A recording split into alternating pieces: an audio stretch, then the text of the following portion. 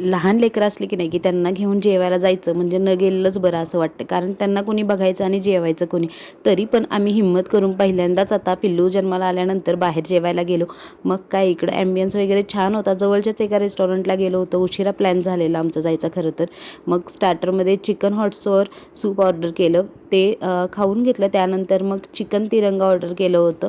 तर आम्ही जास्त करून ना स्टार्टरवर भर देतो, मेन कोर्समध्ये फार काय एवढा इंटरेस्ट नसतो आम्हाला.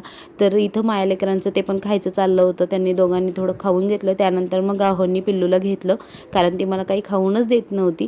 तिला घेऊन ते थोडंसं इकडं तिकडं करत होते. तोपर्यंत आरवीचं थोडं खायचं चाललं होतं आणि मी पण मग स्टार्टर खाऊन घेतले आणि आरवीला सूप प्यायचं बाकी होतं, ते तिला थोडंसं पाजलं.